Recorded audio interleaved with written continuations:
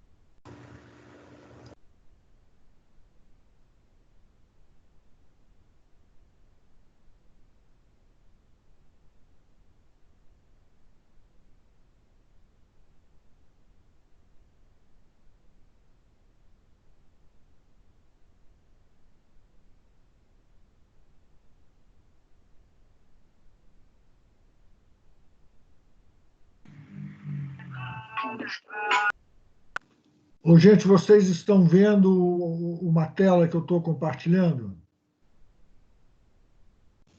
Estamos. Sim. Fundamentos de Mecânica, turma M1, professor Renato Las Casas. Isso mesmo. Isso mesmo, né? Então, beleza.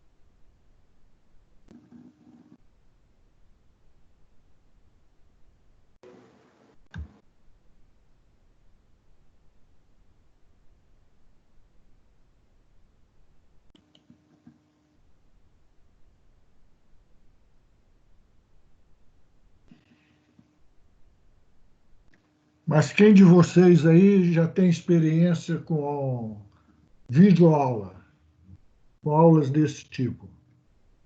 Alguém tem, Eu tenho, Augusto. Augusto? Eu não tenho, não. Primeira vez mesmo. Eu também não tenho, não, minha primeira vez. E como que é a sua experiência, Augusto? Até agora tá dando tudo certo, né? Vamos ver Você no decorrer tem, das você coisas. tem, mas agora depois do coronavírus, ou você já tinha anteriormente? Não, primeira vez que eu tô tendo é agora, depois do coronavírus Ah, é mesmo. agora, né? Então você ainda está aprendiz, é isso? Isso. Está igual a mim. Eu também estou aprendiz. Para falar a verdade, nós vamos fazer um teste juntos aí, né? Vamos ver se Pois vai é. funcionar. Vamos ver se vai funcionar. Eu acredito muito no professor. Então, o professor está à distância, não é a mesma coisa. Pois é. Não é a mesma coisa. Pode ser até que eu me surpreenda e surpreenda vocês e que a gente não veja dificuldades em estarmos aí distantes, né? Mas eu acho que não é a mesma coisa. Então, nós vamos tentar nos descobrir para otimizar ao máximo esse curso que nós vamos fazer aqui.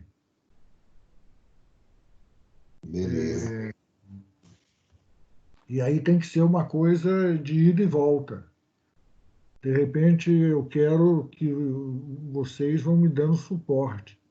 Ó, professor, desse jeito tá legal, ó, desse outro jeito não tá legal.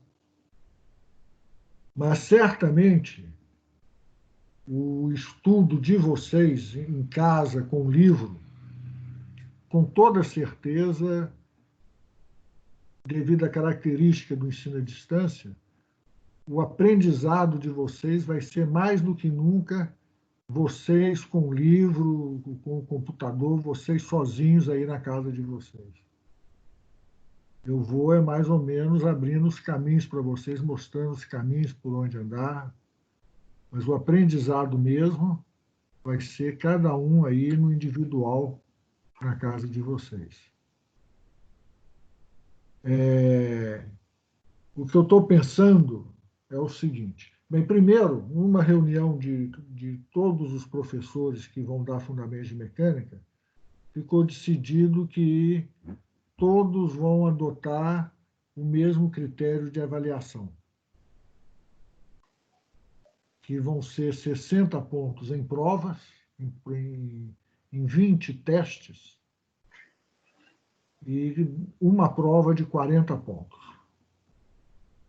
Então, toda aula nossa vai ter um teste. Era para hoje começar a ter como um teste para vocês, mas eu não consegui elaborar. É uma das poucas coisas que que eu digo, o nosso departamento, né, o departamento de física, tem de experiência que pode ajudar muito nesse ensino à distância, são os cursos online, que o departamento já há algum tempo tem oferecido. E nesses cursos online, algo que eles têm usado com bom resultado são alguns testes.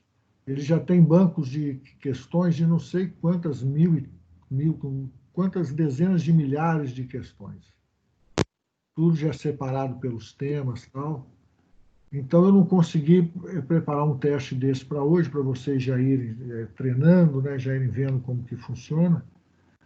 Mas, em princípio, eu seleciono lá uma gama de questões e dou um número aí para vocês, uma senha. Quando vocês entrarem lá, cada um vai ter o seu teste individualizado. Vocês vão ter um tempo para fazer esse teste, fechou, imediatamente já tem a nota. Tudo automatizado. Pode acontecer de em vocês estarem fazendo o teste, aí cair a internet de vocês. Então, vocês vão ter 3 chances de fazer esse teste.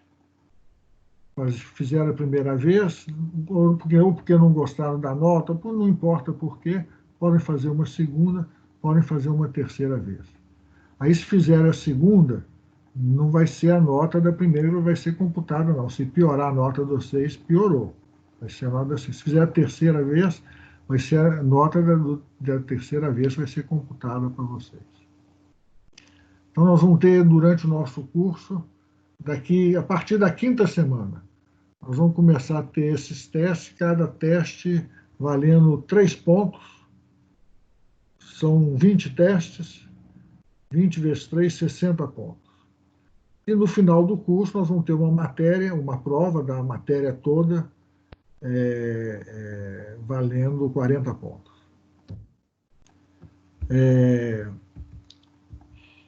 Mas eu coloquei aqui, deixa eu passar para a tela aqui, compartilhar a tela.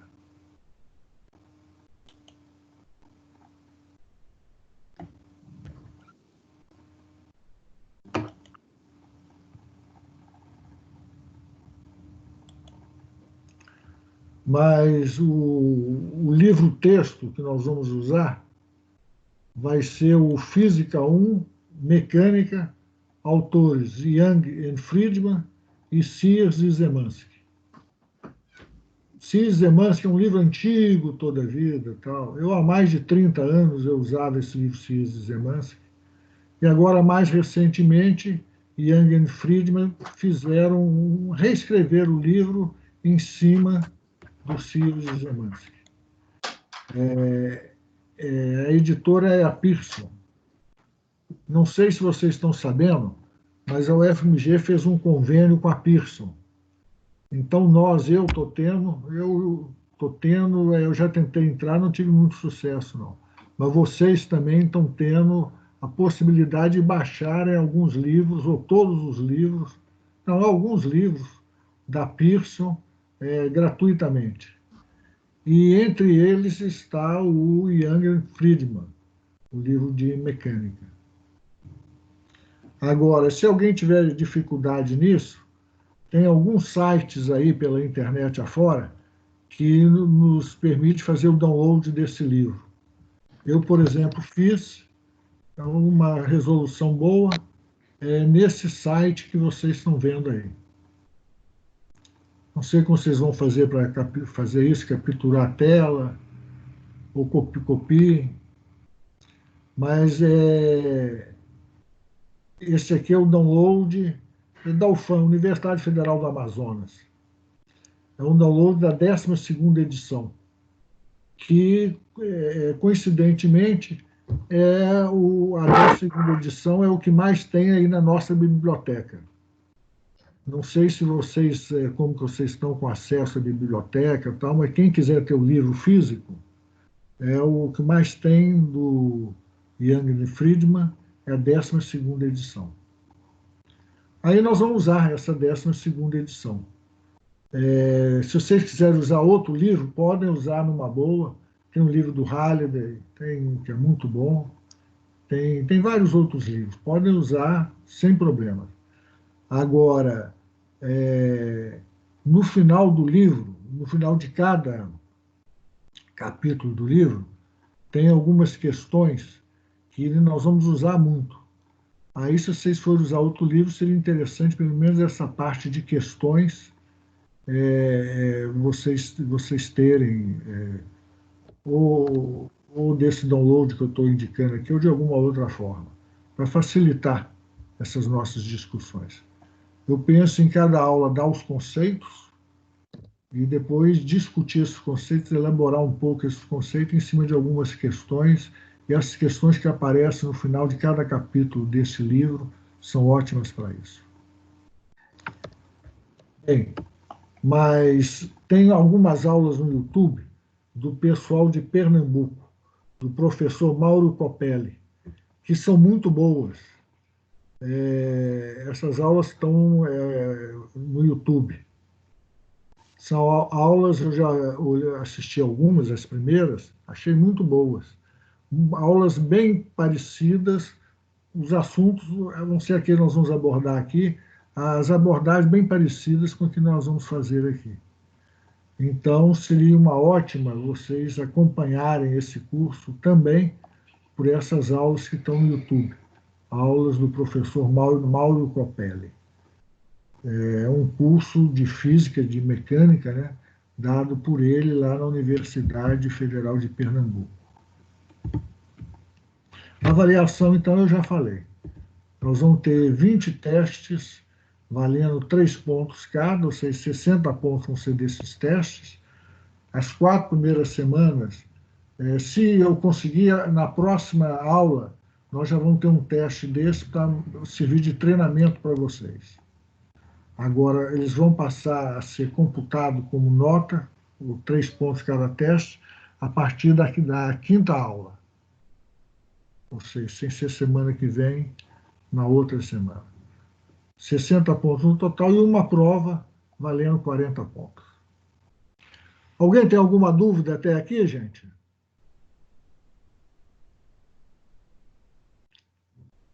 Oi? Não, tudo bem, muito explicado. Estão me ouvindo bem? Estão vendo a tela aqui, né? Tá. Sim. Sem dúvida, então. Sim. Sem dúvida. Beleza. Ô, gente, hoje vamos fazer um preâmbulo aí, né?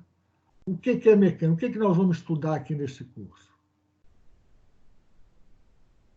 Mecânica de carro? Todo mundo aí vai entrar debaixo de um carro para aprender como que é a mecânica de carro? Será que é isso? Não é nada disso, né? Olha, antes de falar para vocês o que é a mecânica, eu vou falar de Aristóteles.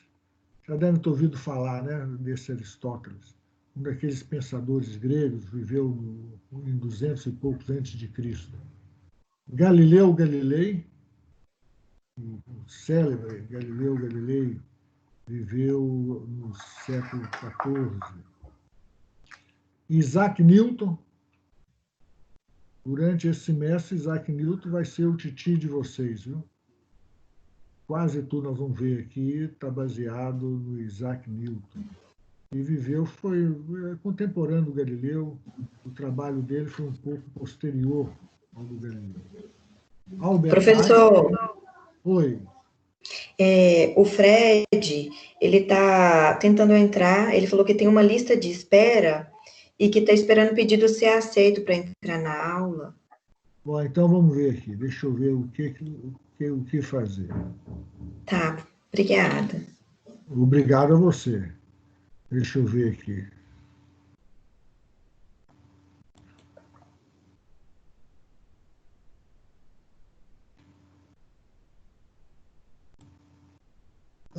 Como que é a gente que faz isso aqui?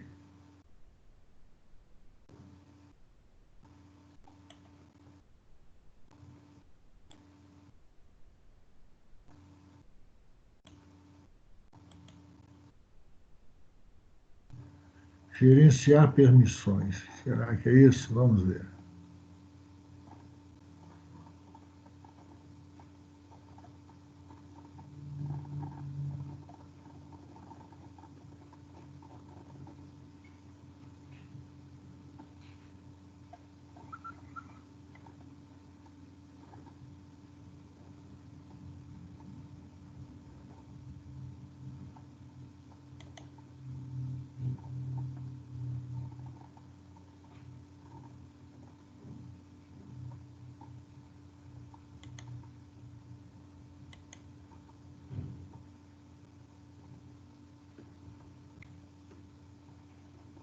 Oi. Quem estava falando comigo? Sou eu, professor, a Gláucia. Ô, Glaucia, por favor, vê com eles. Eu dei permissão para todos entrarem. Tá, eu Vê com vou eles. olhar com ele aqui, se ele conseguiu. Eu não consegui a lista de quem está tentando entrar. Tá. Eu já te falo. Olha aí, por favor.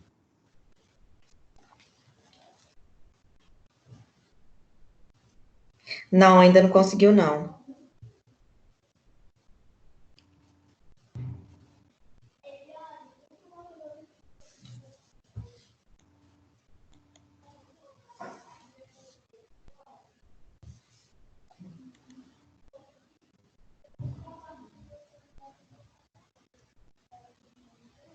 que seria, então, gente? Mostrar participantes.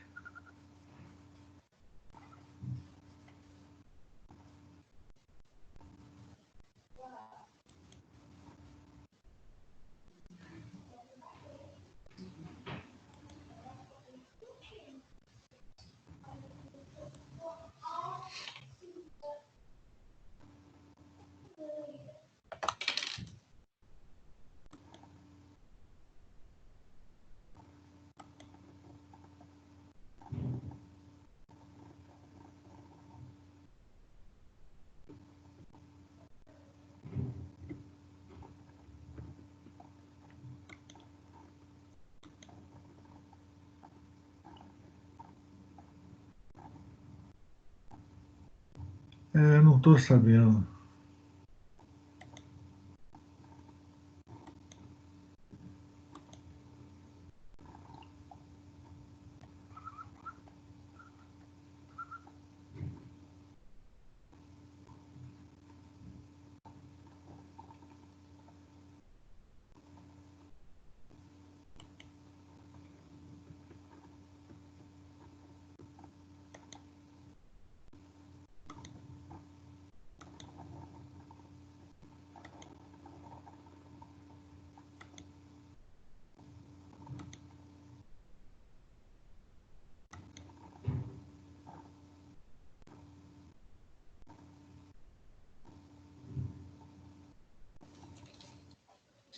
Professor, ele disse que vai tentar de outra forma, ele está tentando pelo celular, aí ele vai tentar pelo computador, aparece uma tela, né, e ele enviou o pedido, e como se o pedido tivesse em análise, entendeu?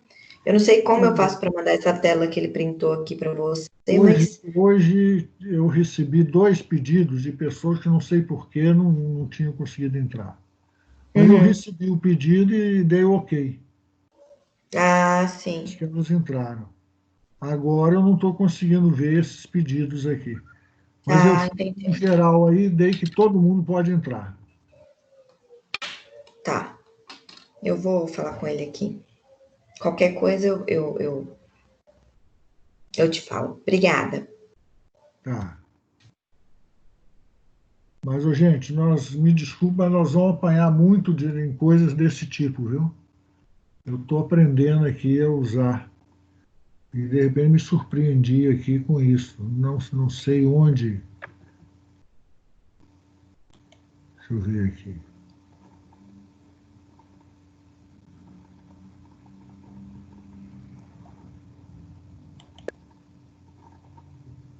Agora achei aqui, ó.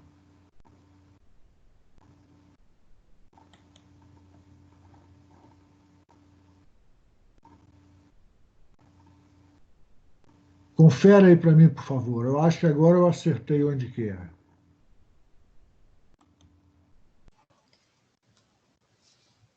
Tá ok, eu vou falar com ele. Então tá.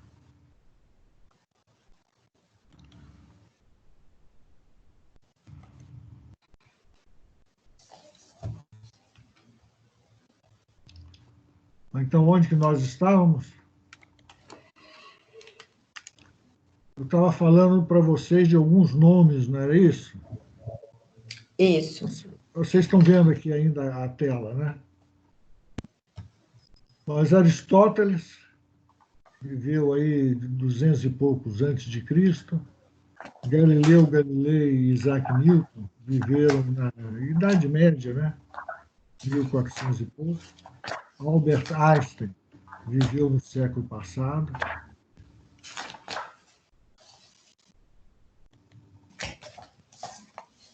Max Planck e outros, Schrödinger e vários outros também viveram no século passado. Por que esses nomes? Aristóteles, ele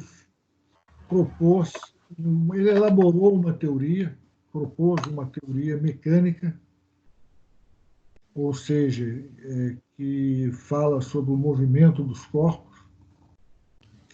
Porém, o que ele a conclusão do Aristóteles é completamente o oposto do que nós sabemos hoje.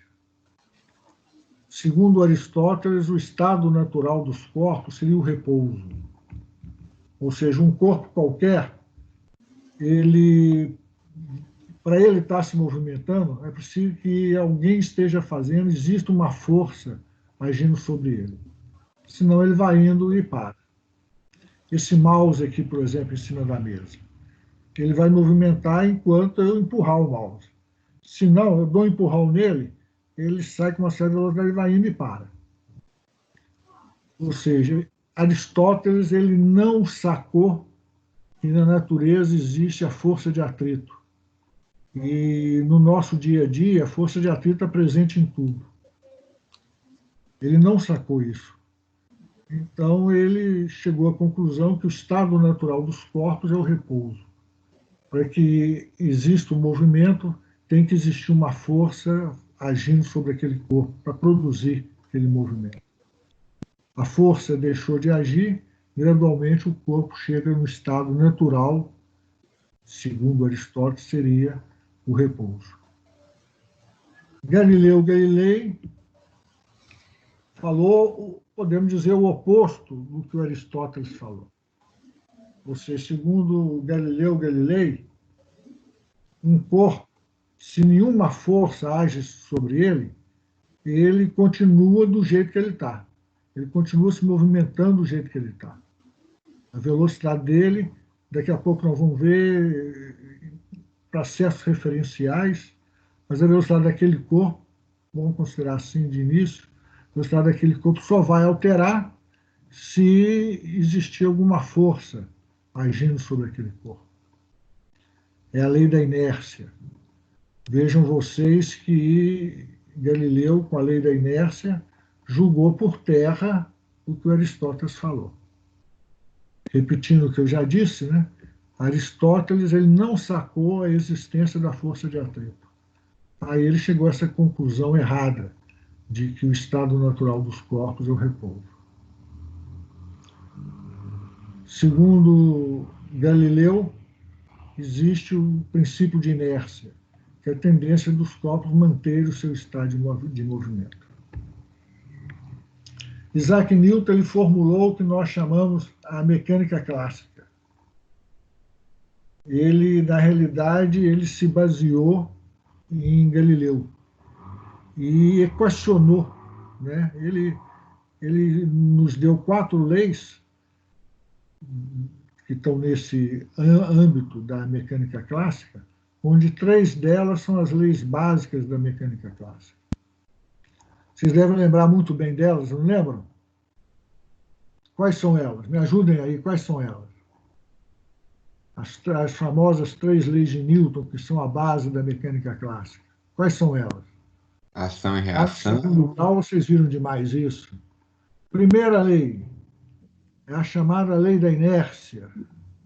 É isso? Isso. Lei da inércia. Segunda lei, a lei da força. Terceira lei, a lei da ação e reação. Ô, gente, muito possivelmente vocês não viram bem as 3 leis de Newton lá no 2º grau. Vocês devem ter visto muito as 3 leis de Newton. Mas muito possivelmente vocês não viram bem as 3 leis de Newton. Vamos relembrar aí. Lei da inércia nos diz o quê? Vê se é isso que vocês aprenderam. Vê se é esse o blá, blá, blá que falaram para vocês. Se a resultante das forças que agem sobre um corpo é igual a 0, esse corpo permanece em repouso ou em movimento retilíneo uniforme. É isso? É esse o blá, blá, blá da primeira lei de Newton, da chamada lei da inércia? Se a resultante das forças que agem sobre o corpo é igual a 0, ou porque não tem nenhuma força agindo sobre o corpo, ou porque todas as forças que agem sobre o corpo somadas, sejam elas 2, 3, 4, N forças, elas somadas vai dar uma resultante 0, somadas vetorialmente. Já nós vamos estar falando de vetores. Força é uma grandeza vetorial. É isso. Se a resultante das forças que agem sobre o corpo é igual a 0, esse corpo permanece em repouso em um movimento retilíneo uniforme.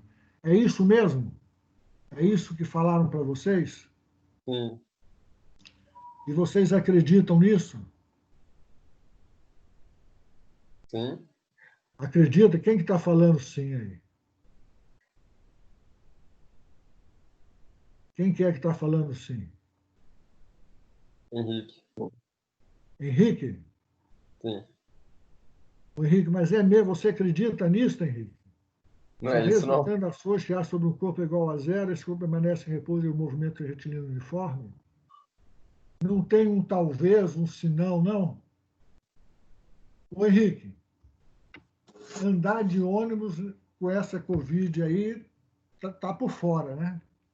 É uma das coisas que está tendo mais transmissão do vírus é de ônibus. Então, não vou pedir para você andar de ônibus. Mas imagine o seguinte, imagine que você esteja andando de ônibus, você fica em pé ali no ônibus, aquele ferro que tem assim, coloca aquele ferro aqui, ó, a um palmo do seu nariz. Cruza os braços, não vai ter nenhuma força, o resultante da força agindo sobre você vai ser igual a zero, não vai?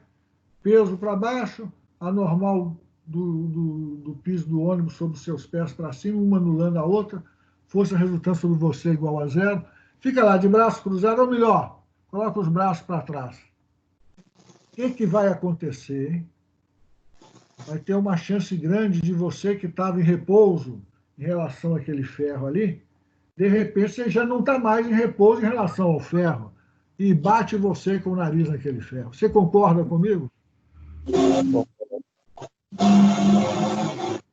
Se a resultante das forças que há sobre o corpo é igual a zero, esse corpo permanece em repouso ou em movimento retilíneo uniforme, não é sempre não. Não é sempre não. Na realidade, nós podemos dizer que na natureza, nós podemos dividir os sistemas de referências em duas categorias. O sistema de referência vai ser o quê? Uma vai ser aquele ferro aqui na frente do ônibus, é um sistema de referência. Outro vai ser o quê? A mesa aí na frente de onde vocês estão, é outro sistema de referência. Mas nós podemos dividir os sistemas de referência que existem no universo aí, existe aí no nosso dia a dia, em duas categorias. Uma categoria é esta em que esse blá, blá, blá, se a resultante das forças que há sobre o corpo for igual a zero,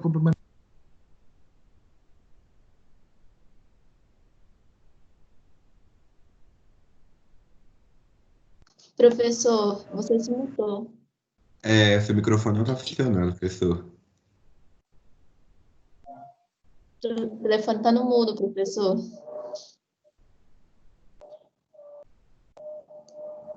Não, melhorou não. Aí eu estava no mudo. Tava. Isso, agora voltou. Repete, por favor. Nossa, Beleza. desde quando? Tem uns 10 Falou segundos de só. sistemas de referência.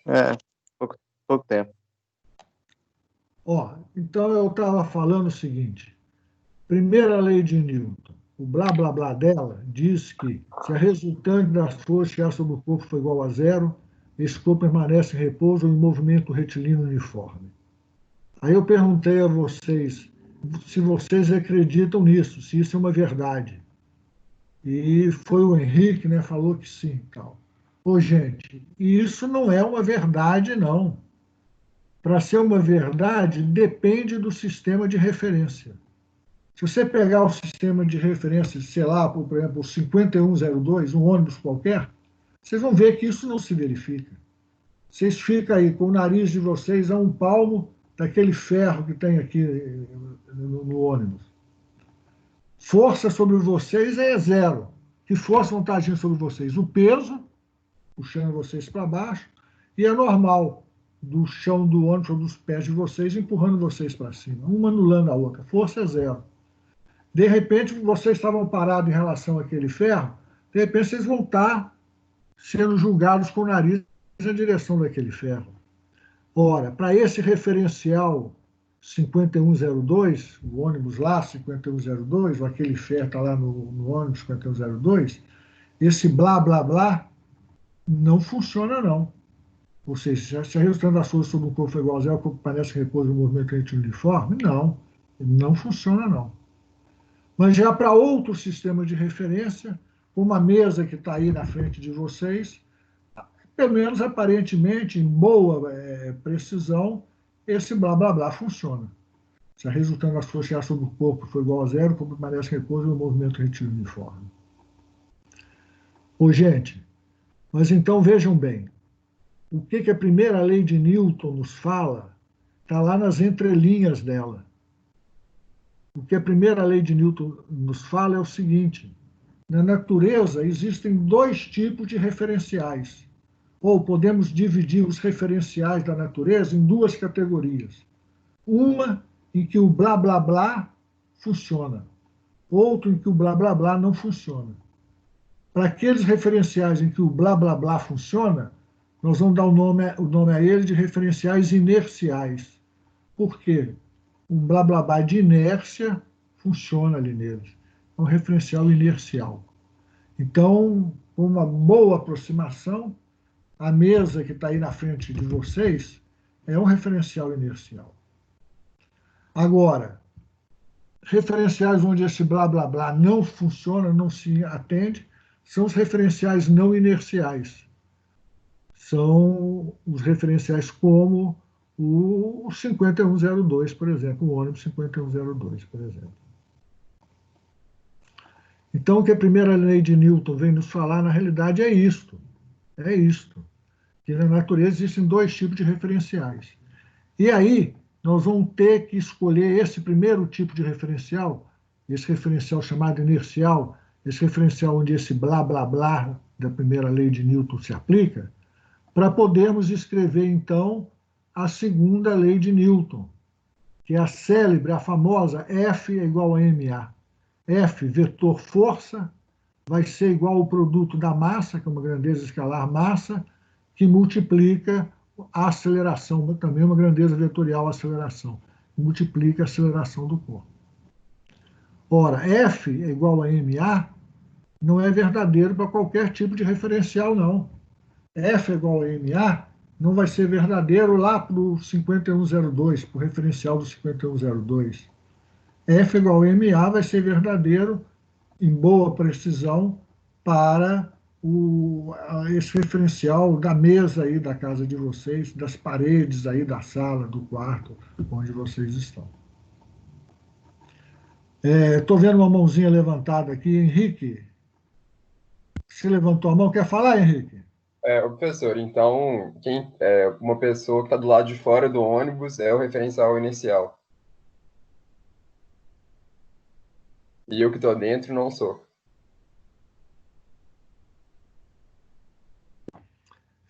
Uma pessoa que está fora do ônibus. Então, em boa, muito boa aproximação, o poste lá é um referencial inercial, porque o blá, blá, blá, né, lá da primeira lei, se aplica ali naquele poste. A casa que está lá atrás dele, ou o meio-fio da rua, tal, são referenciais inerciais. Agora, para aquela pessoa mesmo, o ônibus que está passando ali na frente dele não é um referencial inercial. Percebeu? Ah, tá. Ou você está dentro do ônibus agora. Então, aquele ferro que está ali, ó, na sua frente não é um referencial inercial, porque o blá, blá, blá não vai se aplicar nele. Mas mesmo você estando dentro do ônibus, você vai ver que o blá, blá, blá vai se aplicar para o poste que está fora do ônibus. Então, mesmo para você estar dentro do ônibus, você vai poder falar, aquele referencial lá, o poste lá, é um referencial inercial. Entendi. Então, gente, é necessário que a gente saiba isso para, então, podermos escrever o F igual a ma apenas para os referenciais inerciais. Como eu já disse, o F igual a ma não vai ser aplicável para o referencial lá do 5102. Em relação a um banco lá que está preso no ônibus 5102, ou aquele ferro lá do 5102. F igual a ma, a gente não pode escrever isso. Vejam vocês o seguinte, tem livro didático, até uns tempos atrás tinha, não sei se ainda continuam as atuais edições deles, mas livros aí que falam besteira do tipo que a primeira lei de Newton é um caso particular da segunda lei de Newton. Ora, gente, se você desconsidera que a primeira lei de Newton vem nos falar, na realidade, que na natureza existem dois tipos de referenciais, e qual o tipo de referencial nós vamos poder usar, para aí podemos escrever o F igual a MA, se você desconhece isso, aí então pois é, F igual a MA, se A igual a zero, então F também é igual a zero. Se F é igual a zero, a massa não pode ser igual a zero, a aceleração vai ser igual a zero. Então, a primeira lei de Newton é um caso particular da segunda. Um absurdo, né? No mínimo, não reconhecer a inteligência do Newton. Por que ele poderia escrever duas leis e ele optou por escrever três? Uma redundante, uma sendo caso particular da outra? Não. A primeira lei de Newton, ela vem nos falar... A primeira lei de Newton vem nos falar disso, que existem dois tipos de referenciais na natureza e nós vamos usar o tempo todo, a não ser que a gente faça certas suposições, como forças fictícias, tal, que em breve nós vamos estar falando sobre isso. Nós vamos usar o tempo todo os referenciais inerciais, os referenciais nos quais o blá blá blá da primeira lei de Newton se aplica. A começar o uso do famoso F igual a MA, força igual a massa vezes aceleração. Gente, sobre essa segunda lei de Newton, força igual a massa vezes aceleração, vejam vocês aí que nós temos três conceitos importantes, né? O conceito de força, o conceito de massa e o conceito de aceleração. Já nós vamos estar falando sobre o conceito de aceleração. E mais um pouco na frente do curso nós vamos falar sobre o conceito de massa, sobre o conceito de força. Mas é interessante que está aí nessa segunda lei de Newton a forma como esses três conceitos se interrelacionam, pelo menos classicamente. Um conceito cinemático, que é de aceleração, e dois conceitos dinâmicos, que é o conceito de massa e o conceito de força. Aí tem a terceira lei de Newton, que é a de ação e reação, que vem, inclusive, nos ajudar a entender também o conceito de força. A terceira lei de Newton, a lei de ação e reação, nos diz que as forças aparecem sempre aos pares. Se um corpo A exerce uma força F sobre um corpo B, o corpo B vai exercer uma força menos F sobre o corpo A. Se um corpo A exerce uma força F, vamos dizer, sobre o corpo B vai exercer sobre o corpo A uma força de mesmo modo, mesma direção, porém sentido oposto à força que ele sofre devido ao corpo A. As forças sempre aparecem aos pares. Se você vê uma força sobre um determinado corpo, você logo pode procurar qual que é a reação a esta força. Ou seja, essa força é oriundo de qual corpo, sobre este corpo que está aqui na minha mão, é oriunda de qual corpo. Então, certamente, esse corpo que está aqui na minha mão faz sobre esse outro corpo uma força de mesmo modo, na mesma direção, porém, sentido oposto. Mas isso aí é o fundamento da mecânica clássica, da mecânica formulada por Isaac Newton a partir da lei da inércia, a partir da lei do Galileu Galilei, que julgou por terra a ideia do Aristóteles de que o estado natural dos corpos era o repouso. No século passado, nós tivemos o desenvolvimento de duas importantíssimas teorias mecânicas. Nenhuma delas julgou por terra a mecânica clássica. Mas mais ou menos disseram assim, não, a mecânica clássica é válida, beleza, dentro de um certo limite, dentro de um certo contexto. Limite de não ser energias muito altas, de não estarmos falando no microcosmos, ou seja, em dimensões atômicas. Tal. Essas duas teorias, uma são, na realidade, duas teorias da relatividade. A teoria da relatividade restrita e depois, posteriormente, a teoria da relatividade geral, proposta por Einstein. Na realidade, para baixas energias ou para velocidades baixas comparadas com a velocidade da luz, 300 mil quilômetros por segundo, para baixas velocidades comparadas com a velocidade da luz, tudo funciona como o Newton nos falou. Mas se a gente começa a entrar em altas energias, podemos dizer a velocidades comparáveis, velocidade entre referenciais, velocidade de objetos, de corpos comparáveis à velocidade da luz, aí então nós temos algumas propriedades aí da natureza que não são nada parecidas com o que o Newton nos falou. Por exemplo, as três únicas coisas que existem no universo são matéria que é a mesma coisa que energia, né? É a mesma coisa que radiação, matéria, tempo e espaço. São as únicas coisas, no fundo, são as únicas três coisas que existem no universo.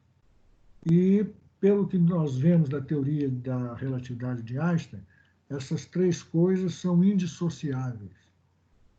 Não pode existir uma sem que existam as outras duas, ou duas sem que exista também a terceira.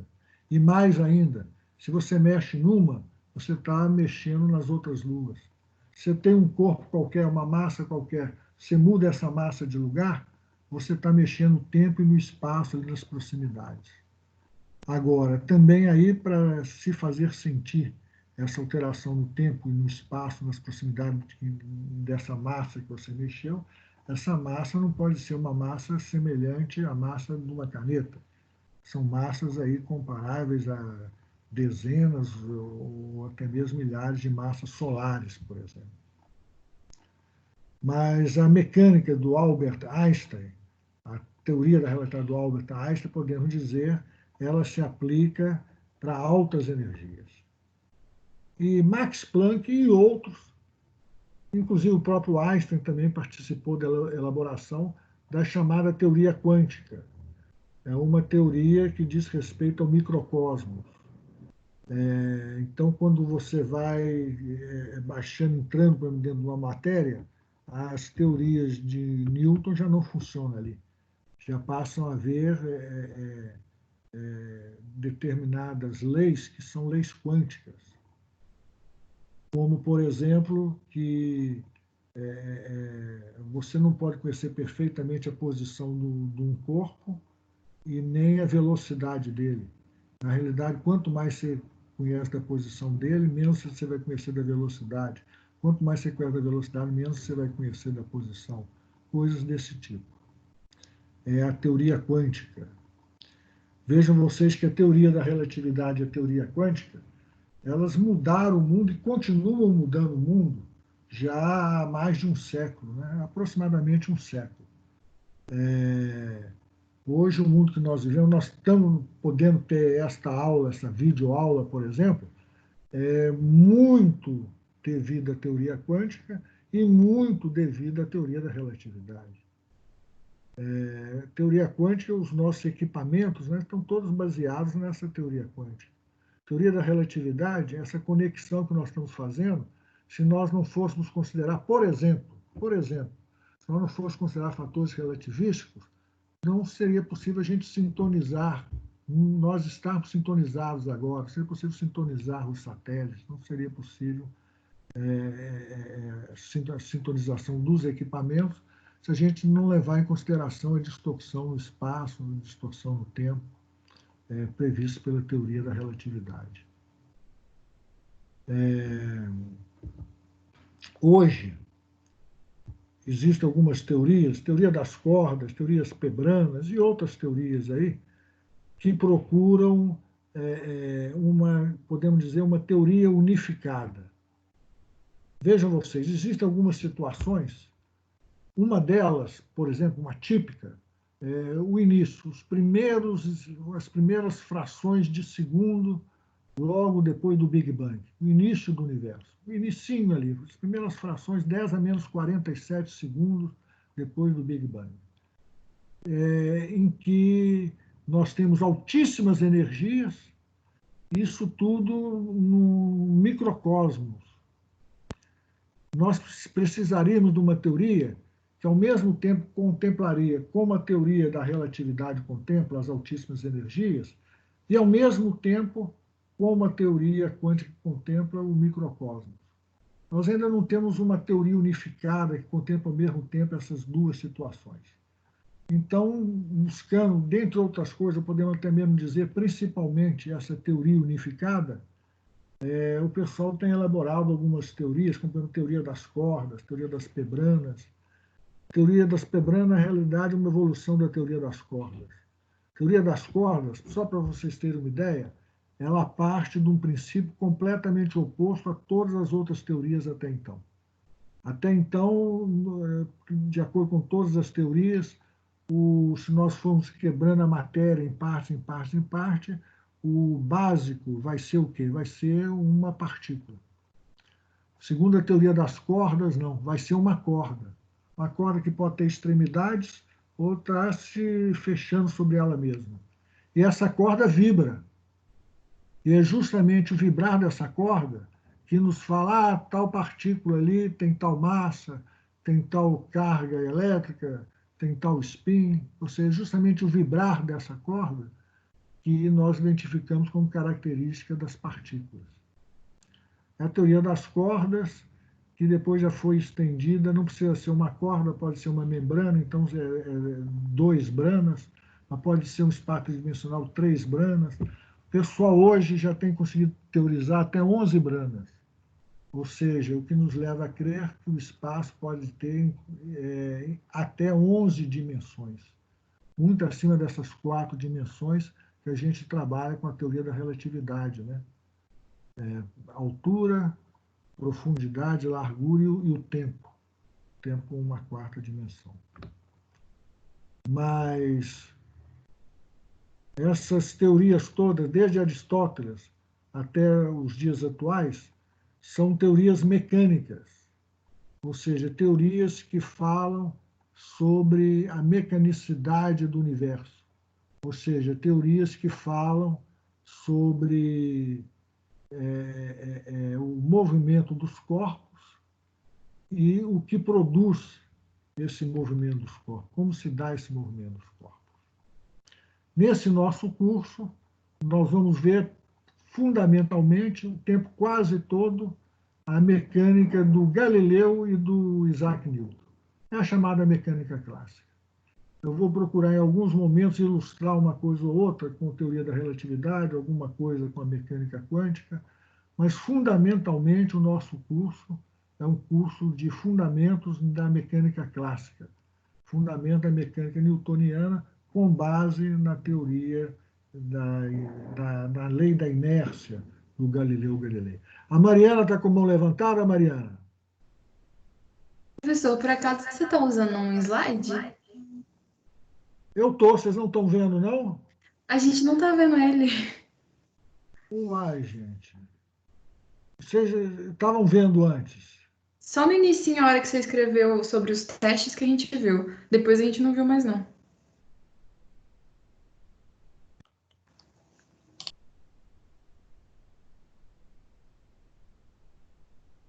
Agora, estão vendo? Sim, agora apareceu. Agora deu.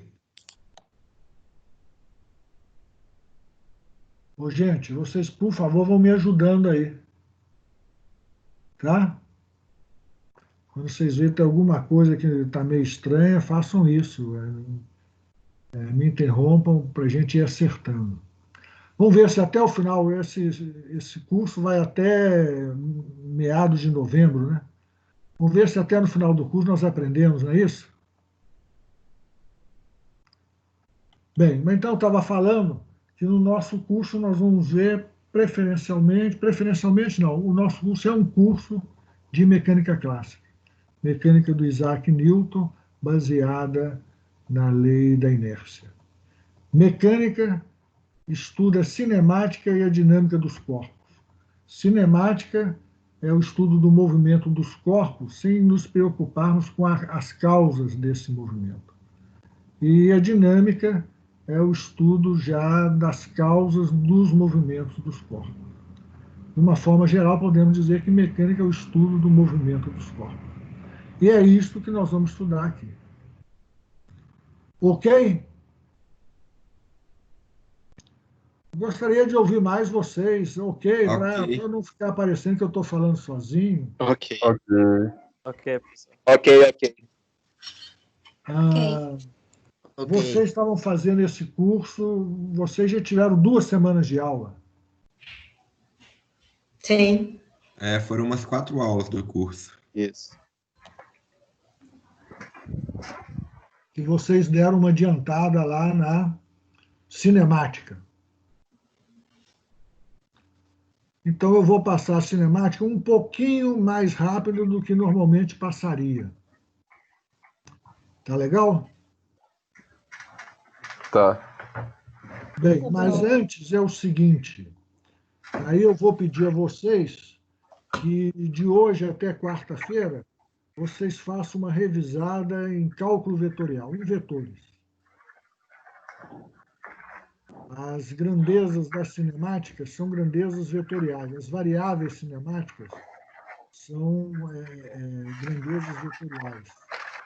E são elas, todo mundo sabe, né? Posição, velocidade e aceleração. Perfeito? Então, já estou passando para casa para vocês, vai fazer uma revisão aí do cálculo vetorial que vocês já viram. Mas imaginem, gente, que... Olha, imaginem que vocês vão pegar um carro agora e fazer uma viagem. Vocês vão lá para o lado do Rio de Janeiro. Pega a BR aí, qual que é aquela? Não estou sabendo o nome. Vamos lá para o... BR-040. 040. Vamos para o lado do Rio de Janeiro. Aí, daqui um pouco, estourou o pneu de vocês precisam de ajuda. Vocês não têm um sobressalente. Aí vocês ligam aí para o Henrique, para um colega qualquer. Vem cá, me socorre aqui, traz um sobressalente para mim, então. Ele vai perguntar, mas onde vocês estão? Vocês vão falar, nós estamos no quilômetro 181. Beleza. Vocês deram um único número para o Henrique vai achar vocês lá no quilômetro 181. Ora, mas lembrar que vocês estavam se movimentando aí, podemos dizer, ao longo de uma linha. A estrada funciona como um espaço unidimensional. Você, em cada ponto dela, você não tem a possibilidade de ir para o lado, não. Você vai ou para frente ou para trás. Você só pode caminhar numa dimensão. Aí, então, ao longo de uma linha, se eu der apenas uma ordenada, apenas um número, eu consigo identificar a posição de um determinado corpo ao longo daquela linha. Concordam com isso? Agora, vamos supor que vocês foram lá, viram o futebol lá, tal, aí vocês viram lá o centroavante que matou a bola no peito e emendou no ângulo lá, marcou um golaço, tal. Vocês querem saber, mas onde que esse centroavante estava? De onde ele estava quando ele chutou? Estava longe do gol, perto do gol? Onde que ele estava? Aí vocês podem responder o seguinte, não, ele estava a 20 metros da linha de fundo. Mas aí a pessoa que ouviu essa resposta não vai estar satisfeita. A 20 metros da linha de fundo, logo na linha mais na frente do gol, mais para o lado direito, mais para o lado esquerdo. Aí, para vocês darem uma posição de onde o cara estava quando chutou a bola, você não tem que falar não apenas a 20 metros da linha de fundo, mas também a que distância que ele estava, vamos dizer, da linha lateral ali. Não, ele estava a 20 metros da linha de fundo e 30 metros da linha lateral. Ora, o jogador de futebol está se movimentando num espaço bidimensional. Um espaço bidimensional, você precisa de apenas de 2 números, né, para definir uma posição ali e tal. Concordam com isso? Agora tem um mosquitinho aqui, eu estou falando para vocês que tem um mosquitinho aqui, ó, que está me incomodando. Eu pego e pá, mato o mosquitinho aqui no ar. Aí vocês vão falar, mas onde estava o mosquitinho quando o professor bateu nele e tal? Ó, o mosquitinho aí estava se movimentando no espaço tridimensional. Se eu quiser falar a posição exata que o mosquitinho estava quando eu peguei e amassei ele, eu vou precisar falar de 3 números, não é isso? Concordam comigo? Mas, em geral, no espaço tridimensional, eu preciso de 3 números para definir a posição de um corpo no espaço tridimensional. 3 números, ou podemos dizer um vetor. Vamos supor que eu tenho um determinado ponto aí, que eu vou chamar de P1, que está aí no espaço tridimensional. Eu vou precisar de um vetor para dar a posição deste ponto no espaço tridimensional. Concordam comigo?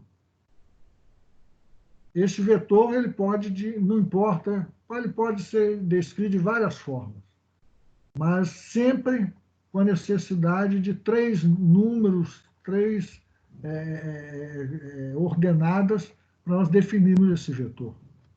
Por exemplo, um vetor, uma forma que a gente poderia definir esse vetor seria a seguinte: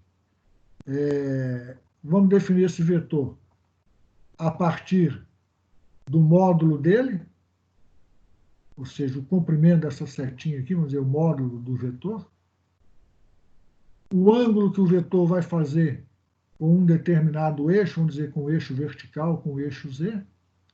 Estão vendo aqui o mouse se mover na tela? Então, sim.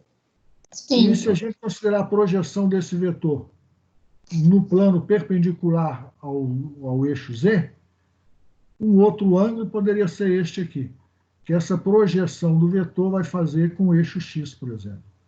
Seria o ângulo φ, o ângulo θ e o módulo do vetor. Seriam 3 números. Ou então, eu poderia especificar esse vetor de uma outra forma, o vetor R1.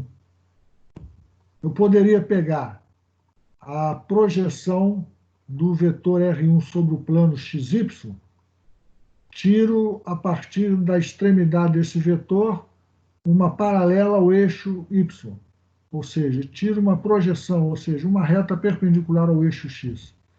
A distância que essa reta vai ter da origem vai ser justamente a ordenada X. Mesma coisa, dessa ponta desse vetor, da projeção do ponto P1 sobre o plano XY. Eu tiro uma paralela ao eixo X, ou seja, uma perpendicular ao eixo Y. Ora, essa distância da origem até o ponto que essa perpendicular vai encontrar o eixo Y, vai me dar a ordenada Y. E se eu tiro também, a partir do ponto P1, uma reta paralela ao plano XY, onde essa reta encontrar o eixo Z, vai me dar a ordenada Z. Ou seja, o que eu estou falando para vocês? Se eu quero especificar a posição de um determinado corpo no espaço tridimensional, eu tenho que dar 3 informações, 3 números, que é o necessário para especificar uma grandeza vetorial. Esses 3 números podem ser esse x, y e z, que eu acabei de mostrar para vocês, poderia ser esse φ, esse θ e este r, não importa. Um vetor precisa de 3 informações para especificar aquele vetor. Vamos dizer que um corpo qualquer agora, nesse instante agora, ele esteja nesse ponto P1, especificado pelo vetor R1. Passou o tempo, passou aí alguns segundos, algumas frações de segundo, e este corpo vai para um ponto P2, especificado pelo vetor R2. Vejam vocês, da mesma forma que o vetor R1, eu vou trabalhar com o vetor R2 com suas componentes ao longo do eixo X e do eixo Y. E as componentes X' e Y'. Mesma coisa que eu fiz com o vetor R1, né? Eu projeto o vetor R2 sobre o plano XY e depois eu tiro paralelas ao eixo Y, onde essa paralela cortar o eixo x, eu vou ter a ordenada x' deste vetor. Tiro agora uma paralela ao eixo x, ou seja, perpendicular ao eixo y, onde ela cortar o eixo y, eu vou ter a ordenada y' deste vetor. E tiro uma paralela, aí não saiu a reta aqui, mas tiro uma paralela da extremidade desse vetor R2, uma paralela ao plano XY, onde essa reta, ou este plano paralelo cortar o eixo Z, vai ser a ordenada Z' deste vetor. Ora, mas, gente, se um corpo estava numa determinada posição agora, e daqui a pouco vai estar em outra posição, então é porque esse corpo está se movimentando. Então, porque esse corpo tem uma velocidade diferente de zero. Nós definimos a velocidade de um corpo, inicialmente vamos falar de velocidade média, como sendo dado pela variação do vetor posição, pelo vetor ΔR, variação do vetor posição, que é um vetor também, dividido pelo tempo ΔT gasto para que houvesse essa variação do vetor posição. Velocidade média do corpo, enquanto ela estava no ponto P1 até o ponto P2, vai ser dada justamente por esse ΔR dividido pelo ΔT. Vai ser uma grandeza vetorial também. A direção e o sentido vai ser a mesma direção e o sentido do ΔR. E o módulo dele vai depender justamente do intervalo de tempo ΔT. Quanto menor ΔT, o mesmo ΔR, maior V, e vice-versa. Isto é a velocidade média, num instante T1 a um instante T2. T2 menos T1 é justamente o intervalo de tempo ΔT. Agora, muitas vezes, nós queremos saber, não é velocidade média. Nós vamos querer saber a velocidade ali, naquela hora, naquele instante, naquele momento, a velocidade instantânea. A velocidade instantânea, o conceito de velocidade instantânea, é o mesmo conceito de velocidade média. Só que em um intervalo de tempo ΔT tendendo para zero. Em um intervalo de tempo ΔT infinitesimal. Consequentemente, levando também a um ΔR infinitesimal. Isso aí seria a velocidade instantânea ΔT. Ou seja, nós temos que pegar ΔR infinitesimais, ou o que dá no mesmo, temos que pegar ΔTs infinitesimais. E aí, então, temos a velocidade, o conceito de velocidade instantânea, que seria justamente dr/dt, a derivada do vetor R em relação ao vetor tempo. Nós aqui vamos falar também de uma outra coisa que eu peço que vocês deem uma olhada, façam uma revisão lá no cálculo 1 de vocês. Ou seja, o conceito de derivada e de integral, que nós vamos usar, não vai ser muito não, mas vamos usar relativamente bem aqui. Para dar alguns exemplos. Toda hora meu celular começa a falar lá, o Google, aquela moça do Google começa a falar. Estou falando para vocês, ela está pensando que eu estou falando para ela, né? Bem, gente, são 3 as variáveis cinemáticas, que é posição, velocidade e aceleração. Nós começamos a conceituar a aceleração a partir da aceleração média, que vai ser dada justamente pela derivada da velocidade, o ΔV, dividido pelo tempo ΔT, em que houve aquela variação ΔV da velocidade. Mas, muitas vezes, o que nos interessa mesmo é termos a aceleração instantânea. O conceito de aceleração instantânea é bem parecido com o de velocidade instantânea. É o mesmo conceito de aceleração média, só que em um intervalo de tempo ΔT infinitesimal. Intervalo de tempo ΔT tendendo para zero. Vejam vocês. A velocidade é a derivada da posição no tempo. O vetor velocidade é a derivada do vetor posição no tempo. Já o vetor aceleração é a derivada... Já o vetor aceleração é a derivada do vetor velocidade no tempo. Se o vetor velocidade é a derivada do vetor posição no tempo, então podemos dizer que o vetor aceleração também vai ser dado pela derivada segunda do vetor posição no tempo.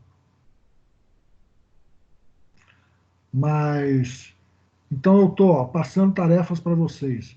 Reverem o cálculo diferencial e integral, reverem o cálculo vetorial que vocês viram há pouco. E mais uma tarefa, aquelas equações da cinemática, aquelas famosas equações da cinemática. Por exemplo, quase todos vocês devem lembrar de que x é igual a x0 mais v0t mais meio de at2. Lembram dessa equação? Essas equações, praticamente todas da cinemática, v igual a v0 mais at, essas equações, elas saem justamente dessas expressões aqui. Elas saem justamente dessas expressões aqui. Ó. Quer ver? Aí, então, eu quero que vocês, até a próxima aula, vocês também revejam isso.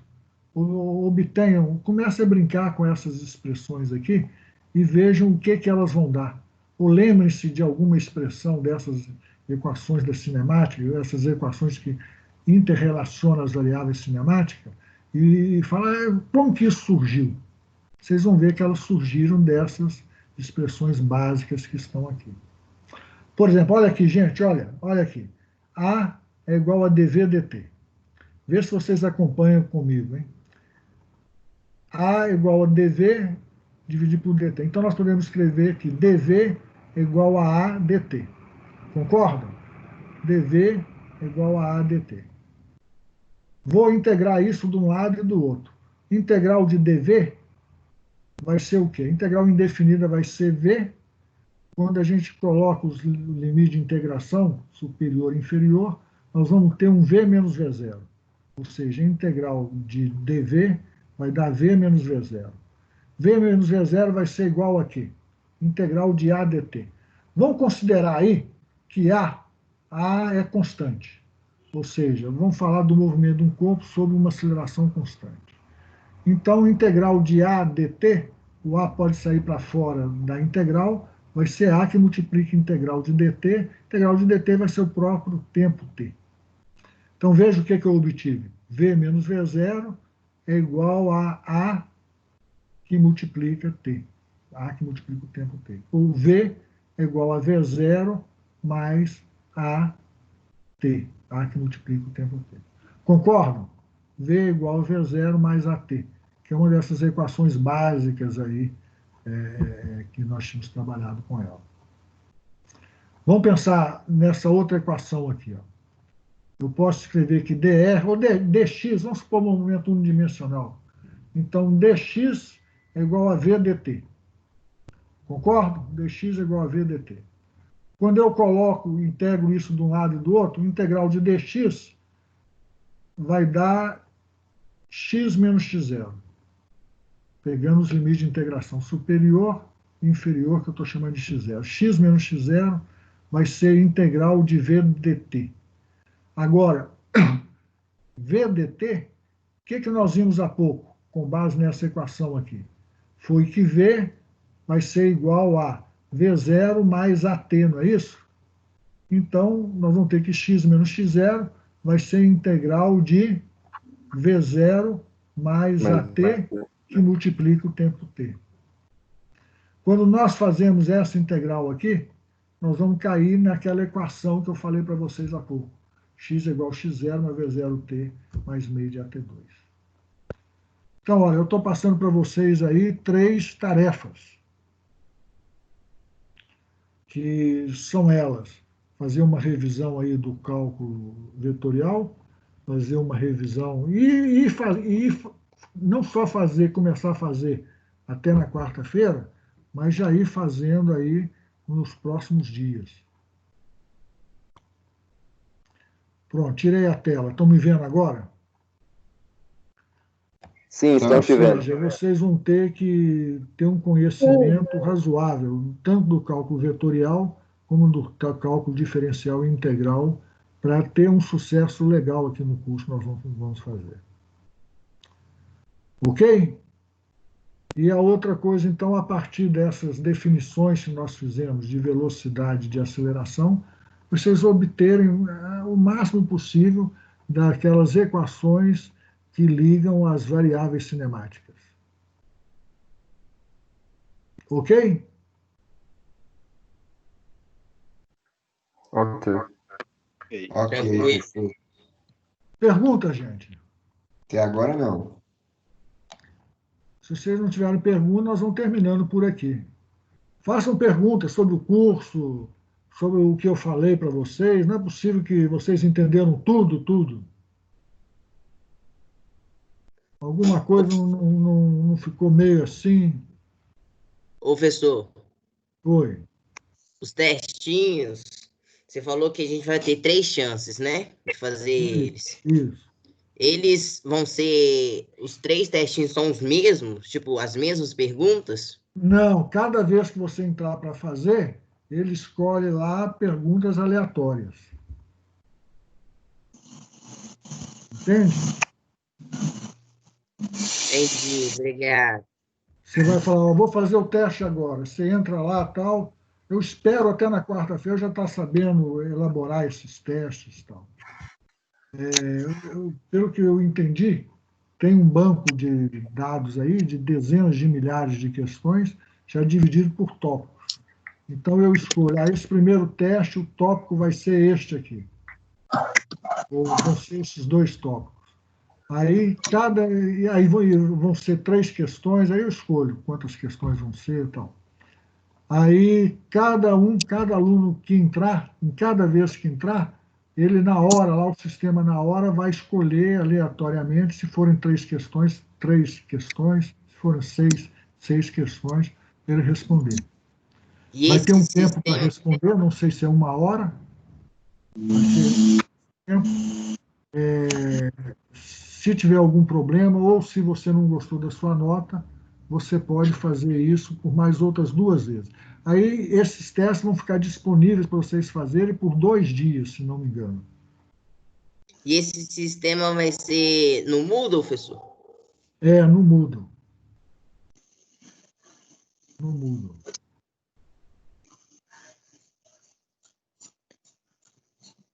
Mas, então, vamos ver.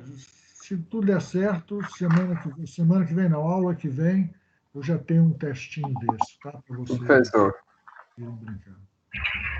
essa parte de cinemática o senhor já acabou ou vai ter mais na próxima aula? Não, vamos falar mais, vamos falar Ah, mais. Apenas introduzir aí a cinemática.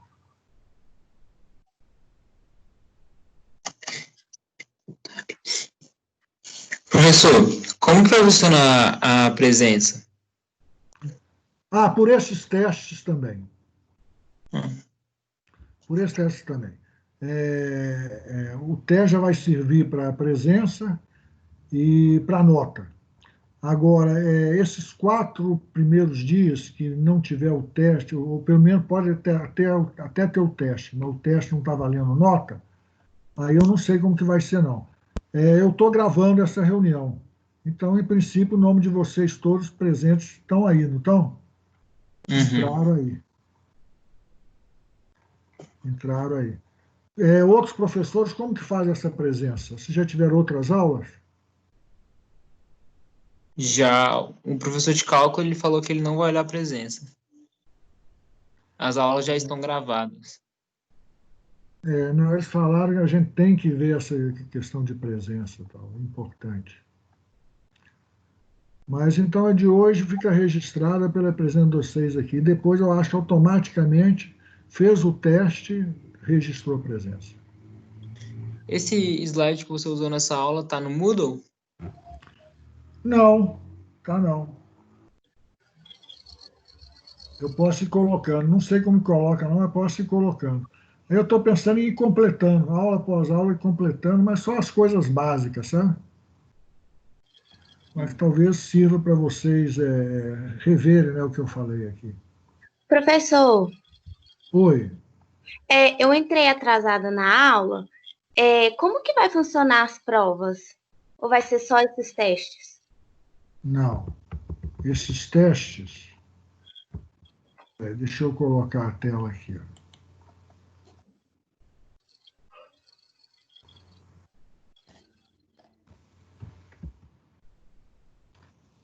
O que você está vendo? Está vendo aqui a tela? Não, não tô vendo. Não está vendo nada? Não, só a tela da sua webcam. Vai.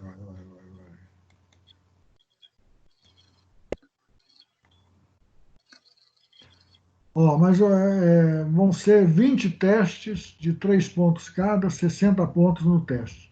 E uma prova valendo 40 pontos. Ah, tá. Obrigada. Agora, deixa eu ver. Agora está aparecendo na tela. Agora tá. Agora tá. Gente, esse link aqui, ó, é o link para o livro, o download do livro. Embora vocês tenham direito, não sei se a coisa está funcionando, eu vou tentar ver, de baixarem o livro diretamente da Pearson. Foi um convênio que a UFMG fez com a Pearson. Não sei se vocês receberam alguma informação sobre isso. Se não receberam, procurem ver isso.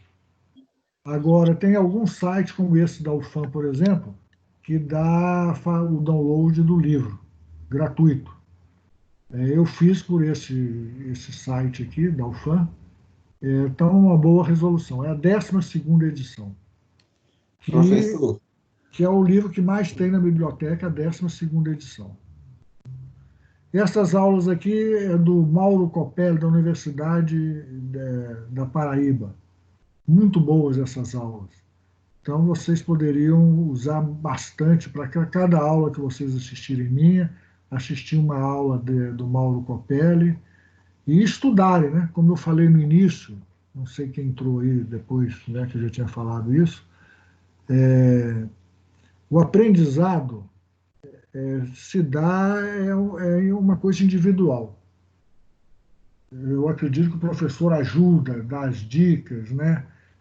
Mas o aprendizado é uma coisa individual. E numa situação como essa, de um ensino à distância, mais ainda. Então, vocês vão aprender essa matéria, vão aprender mesmo, vocês com vocês, estudando lá no livro, ou pensando, né, amadurecendo os conceitos, tal. Mais do que sempre, com essas aulas virtuais, essas aulas à distância, o aprendizado vão ser vocês que vão fazer. Agora, para isso, eu espero que vocês assistam às minhas aulas. Eu vou focar principalmente nos conceitos. Nós vamos discutir muito questões, né, justamente para amadurecer esses conceitos. Então, praticamente toda a aula teórica vai ter a discussão de algumas questões para amadurecimento dos conceitos. E vocês estudem pelo livro. Pode ser esse que eu estou indicando, pode ser qualquer outro livro, texto, não tem problema, mas estudem, é importantíssimo vocês terem um livro-texto. E, além disso, eu estou citando essas aulas do pessoal de Pernambuco, do professor Mauro Copelli. Seria uma outra forma excelente de vocês complementarem isso. Se vocês fizerem isso, tiverem essa rotina, eu acho que nós não vamos ter problema, não. Vocês vão aprender, não tanto quanto se fossem as aulas presenciais, né? Mas talvez até mais, mas tendo para isso um esforço maior, mas vocês vão aprender bem. É isso aí, gente. Ô, professor, deixa eu te perguntar, os testinhos, você vai falar os tópicos que vai cair em cada um? Porque, por exemplo, você falou que iam ser 3. Aí esses 3 seriam da mesma matéria, dos mesmos tópicos? Como que vai funcionar? Três questões no testinho. Mas você disse que pode, por exemplo, você fez o teste ou não conseguiu fazer, você tem mais 3 chances para fazer ele. Sim. Não, não. Aí é a mesma matéria, os mesmos tópicos. Os mesmos tópicos, né? E você vai falar quais são os tópicos? Vou falar. Os tópicos estão sendo vistos, né? Ok. Vamos supor que fosse de hoje. Quais os tópicos que nós vimos hoje? Adição vetorial, ok? Adição vetorial, um pouquinho de derivadas, um pouquinho, um mínimo de integral, né? Quando eu falei aquelas equações, falei um pouquinho de integral. Seria basicamente isso. Ok, Ok? ok, obrigado. Então é isso, gente. Eu não sei exatamente como é que é. Na quarta-feira o endereço é o mesmo. É nesse mesmo horário, né? Isso, 1h da tarde, tanto na segunda como na quarta-feira, não é isso? isso mesmo. Isso. Mas aqui, o endereço é o mesmo. Perguntas que vocês queiram fazer, pode mandar pelo chat daí, que aí já fica tudo registrado. Ok? E a Ok. gravação, inclusive, fica nesse chat também, que vocês vão ter aí. Ou seja, vocês viram que nós criamos um grupo, uma turma, né? Eu criei uma turma e coloquei vocês aí nessa turma. Aí todos vocês vão ter acesso, inclusive, à gravação. Ô, gente, até quarta-feira. Um abraço aí para vocês. Até mais, professor. Com Deus. Tchau. Valeu. Falou, Valeu, professor. Oi, professor, abraço. Tchau. Um abraço. Outro. Professor, só mais uma pergunta. Oi. A gente tem que mandar foto da resolução das questões e tudo? Ou não? Não, no teste você está falando? Isso. Não, é múltipla escolha o teste. Aí você Então, coloca a letra A, B, C, D, ou L e já vai computando. Ah, tá. Obrigado. Nada. Então, tchau, gente, mais uma vez. Estou tentando parar de gravar aqui, ó. Tem 1h e quase 1h e 32 minutos de gravação. Não sei como Tchau. que tá. Tchau.